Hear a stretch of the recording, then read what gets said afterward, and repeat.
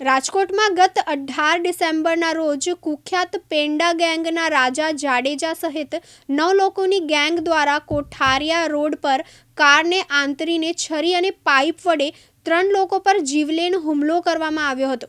જે મામલે ભક્તિનગર પોલીસ દ્વારા મુખ્ય આરોપી રાજા જાડેજાની ધરપકડ કરવામાં આવી છે અને રાજા જાડેજા અને પિયુષ સોલંકીને ઘટના સ્થળ પર લઈ જઈ ભક્તિનગર પોલીસ દ્વારા રિકન્સ્ટ્રક્શન કરવામાં આવ્યું હતું।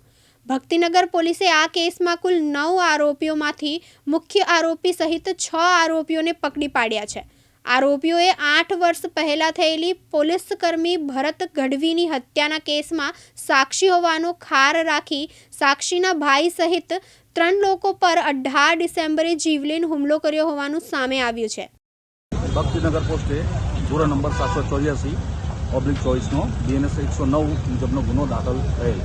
આ ગુનાના કામના આરોપી રાજપાલસિંહ ઉર્ફે રાજો અને પિયુષ સોલંકી બંને આરોપીને અરેસ્ટ કરવામાં આવેલ, તેઓના રિમાન્ડ લેવામાં આવેલ અને બંને આરોપીઓની ગુનાવાળી જગ્યાનું રિકન્સ્ટ્રક્શન કરવાનું હોય એટલા માટે જગ્યા બતાવવા લાવેલા છે 2 પંચોનામા સ્વરૂપે।